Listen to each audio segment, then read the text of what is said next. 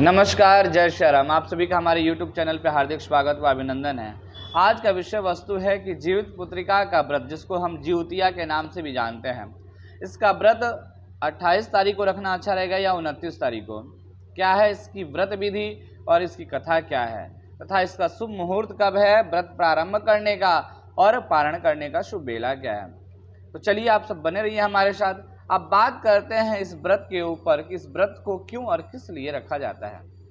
देखिए, आश्विन कृष्ण पक्ष के अष्टमी तिथि को माताएं जो है अपने पुत्र के खुशहाली, उसके दीर्घ आयु के लिए, दीर्घ समय तक उसका स्वास्थ्य अच्छा रहे, इस कामनार्थ माताएं जो है अष्टमी के दिन यानी जीवित पुत्रिका के दिन निर्जला व्रत रखती हैं अपने संतान की खुशी और स्वास्थ्य लाभ के लिए, दीर्घ आयु के लिए। तो अब हम बात करते हैं कि इस वर्ष यह व्रत 28 को मनाना उत्तम रहेगा या 29 को। शास्त्र क्या कहता है। तो देखिए, सबसे पहले आप ये जान जाइए कि आश्विन कृष्ण पक्ष के अष्टमी तिथि को यह व्रत सर्वोपरि मनाया जाता है। सप्तमी तिथि के दिन स्नान आदि करके माताएं जो है अष्टमी को पुत्र के उत्तम स्वास्थ्य दीर्घायु के लिए व्रत रखती हैं और नवमी के दिन इस व्रत का पारण करती हैं। तो इस वर्ष जो व्रत है वह 28 सितंबर के दिन सायं काल में 28 सितंबर को सायं 6:16 से अष्टमी तिथि प्रारंभ हो रही है। इस कारण से 29 तिथि के उदया तिथि में अष्टमी तिथि के उदित होने के कारण यह व्रत 29 सितंबर को शास्त्रमत मनाना उचित होगा और 30 सितंबर को 7 बजे पारण का शुभ मुहूर्त है। तो जो स्त्रियां यह व्रत रखना चाहती हैं वो 28 को नहाए खाए करके 29 को निर्जला व्रत रखें और 30 तारीख को सुबह 7 बजे इस व्रत का पारण करें। अब बात करते हैं इस व्रत का महत्व क्या है। तो जीवित पुत्रिका व्रत संतान प्राप्ति और उसकी लंबी उम्र की आयु की कामना से यह व्रत किया जाता है। एक धार्मिक मान्यता के अनुसार इस व्रत को करने से संतान के सभी कष्ट दूर होते हैं।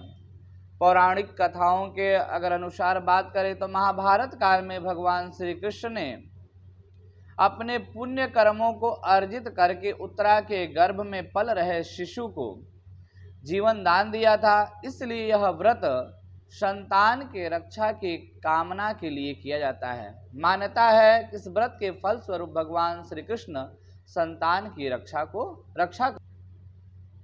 अब बात करते इसकी विधि क्या है। तो देखिए, हमें सप्तमी के दिन से ही सात्विकता अपना लेना चाहिए। सप्तमी के दिन जो है स्नान आदि करके और जो खाने पीने की व्यवस्था है सात्विक भोजन वो हमें करना चाहिए। पुनः अष्टमी को भोर में जो दही और लाल चिवड़ा जो खाने का विधान है वह अपने पूर्वजों के लिए निकाल के, सबसे पहले अपने पूर्वजों के लिए और कौवे के लिए निकाल के, वह चिल्हर जो सियार है उसके लिए यह अन्न आदि निष्कासित करके निकाल करके, हो सके तो अष्टमी को व्रत रहने से पूर्व अपने बड़े बुजुर्गों को कुछ दान उपदान करें, उनके लिए कुछ दान उपदान करें तो और उत्तम रहेगा आपसे। तो 29 तारीख को सुबह व्रत प्रारंभ करने से पूर्व जो कुछ भी आप अपने से बड़ों को, अपने पितरों के लिए दान उपदान की वस्तुओं को निकाल सकते हैं वह उनके लिए निकाल कर और फिर आप अपना स्नान आदि पूर्वक करके भगवान विष्णु का पूजन करके, सूर्य का पूजन विधि पूर्वक करके आप विधि पूर्वक निर्जला व्रत रहें। और शाम के समय जो इसकी व्रत कथा है, जो कि अभी हम आपको कुछ समय बाद इसकी जो व्रत कथा है वो हम आपको श्रवण कराएंगे, उस कथा को श्रवण करें और फिर अगले दिन सुबह 7 बजे व्रत का पारायण करें। तो अब हम कथा की चर्चा करते हैं। देखिए, पुराणों में 2 कथाओं को सुनने को मिलता है, तो एक कथा और भी है ना। दोनों कथाओं को हम आपके समक्ष रखेंगे। चलिए, तो अब इस जीवित पुत्रिका की 2 कथाएं हैं, दोनों कथाओं को मैं क्रमशः आपको सुनाता हूँ। एक बार की बात है कि एक चील और एक मादा लोमड़ी नर्मदा नदी के पास कुछ महिलाओं को उपवास के साथ पूजन करते हुए देखा। तो उनके मन में भी यह जिज्ञासा उत्पन्न हुई कि इस व्रत को क्यों ना हम लोग भी रखा जाए। ऐसा भाव रख के वह चील और जो लोमड़ी थी दोनों ने उपवास किया। इस दौरान जो है लोमड़ी भूख के कारण बेहोश हो गई और उसने चोरी चुपके भोजन किया। वहीं दूसरी ओर चील ने इस व्रत को विधि पूर्वक संपूर्ण किया, व्रत का पूरा पालन किया और अगले दिन उसने व्रत का पारण करके इस व्रत को संपन्न किया। इसके फलस्वरूप जो लोमड़ी के बच्चे हुए वह जन्म के कुछ समय बाद ही एक एक करके नष्ट होते जाते थे।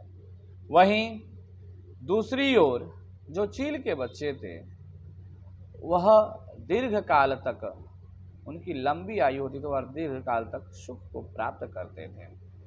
तो इन कथाओं से हमें यही स्पष्ट पता चलता है कि कोई भी व्रत आदि अगर हम करते हैं तो उसकी विधि पूर्वक हमें व्रत करना चाहिए। अगर हम विधि पूर्वक व्रत करेंगे तो उसका संपूर्ण फल हमें प्राप्त होता है, अन्यथा उसका दुष्परिणाम भी हमें देखने को मिलता है। तो जैसा कि आपने इस कथा में सुना कि चील ने विधि पूर्वक व्रत को किया, इसलिए उसके जो संतान हुए वो लंबे आयु को प्राप्त किए और जो लोमड़ी थी उसके जो बच्चे जन्म लेते थे और मृत्यु को प्राप्त हो जाते हैं। तो इस कारण से भी यह ज्योत पुत्रिका के दिन का व्रत रखने का तात्पर्य संतान से जोड़ा गया कि इसको जो व्रत विधि पूर्वक करता है उसकी संतान की आयु दीर्घ होती है, इसमें कहीं कोई संदेह नहीं है। अब दूसरी कथा के वर्णन करते हैं। एक पौराणिक कथा के अनुसार जो है जिमुत वाहन गंधर्व के बुद्धिमान राजा और राज्य कर्म में बहुत कुशल थे। जिमुत वाहन शासक से संतुष्ट नहीं थे, वह अपने राज्यकाल के जो शासक थे उनसे वह संतुष्ट नहीं थे। इन्हीं कारणों से उन्होंने अपने भाइयों को अपने राज्य की सभी जिम्मेवारियों को सौंपकर अपने पिता की सेवा के लिए वह जंगल की ओर चले। एक दिन जंगल में भटकते हुए उसे एक बुढ़िया विलाप करते हुए रोते हुए एक बुढ़िया प्राप्त हुई मिली। उस बुढ़िया से रोने का उन्होंने कारण पूछा, जिस पर उसने उसे बताया कि वह नागवंशी है, सर्प के परिवार से है और उसका एक ही बेटा है। पूर्व के संकल्पित वादा के अनुसार नाग परिवार से नित्य एक लोगों को गरुण के समक्ष उनके आहार के लिए जाना था। उसी क्रम में उस दिन उस बुढ़िया का वह जो एक पुत्र था उसका वह नंबर था, क्रम था। हर दिन एक सांप उस गरुण के लिए आहार के लिए जाते थे और उस दिन उस बुढ़िया माता के बेटा को गरुण के पास आहार के लिए जाना था। इसी समस्या के कारण वह बुढ़िया माता जो नागवंश की वह सर्प की माँ थी वो रो रही थी और जीवित वाहन ने उनसे यह सांत्वना दी कि हे माँ, मैं आपसे यह वादा करता हूँ कि मैं आपके बेटे को जीवित वापस लेके आऊँगा, गरुण से उसकी मैं रक्षा करूँगा और वह खुद को चारा के लिए गरुण के पास भेंट कर देंगे, यानी स्वयं को आहार के स्वरूप में गरुण को भेंट कर देंगे, पर आपके पुत्र को जीवित लेके आऊँगा। ऐसा वह उस सर्प की माँ को आश्वासन देके उस स्थान पे गए जहाँ पे गरुण को आहार के स्वरूप में सर्प को जाना था। स्वयं जिमुत वाहन खुद को चारा के रूप में भेंट की जाने वाली चट्टान के ऊपर शयन कर गए, सो गए, लेट गए। उसी समय गरुण आते हैं और अपनी अंगुलियों से लाल कपड़े से ढके हुए जिमित वाहन को पकड़कर चट्टान पर चढ़ जाते हैं और अपनी उंगलियों से और अपने मुख से उन्हें बार बार चोंच मारते हैं। गरुण आते हैं और अपने इस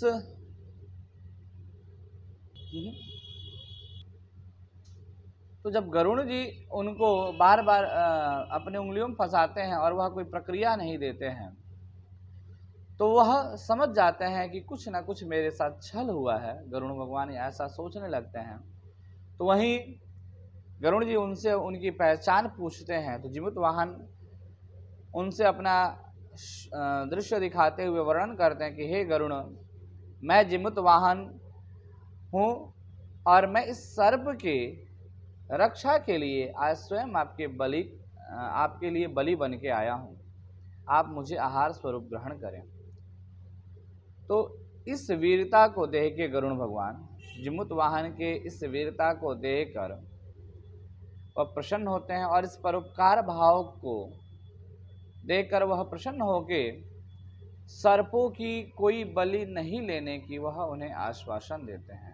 कहते हैं कि आप बड़े ही धन्य हो जो कि एक सर्प के लिए स्वयं का बलि दे रहे हो। तो इस कारण से उन्होंने जिमुत वाहन के प्रार्थना करने पर उन्होंने उस सर्प को क्षमा किया। उस दिन से उन्होंने यह आश्वासन दिया कि आज के बाद से मैं किसी भी सर्प का बलि नहीं लूँगा। और इस जिमुत वाहन के बहादुरी और उदारता के कारण सर्पों की भी जान बच गई। और तब से प्रत्येक माता अपने पुत्र की रक्षणार्थ, अपने पुत्र के लंबी आयु के लिए इस जीवित पुत्रिका का व्रत रखती हैं। तो इन दो कारणों से संतान के उत्तम सुख की प्राप्ति के लिए औरतें जो हैं जीवतिया का व्रत रखती हैं। तो शास्त्रों में इन दो कथाओं का वर्णन है। आज के इस वीडियो में इतना ही। मिलते हैं किसी नए वीडियो के साथ। तब तक के लिए आप सभी को मेरा नमस्कार। जय श्री राम।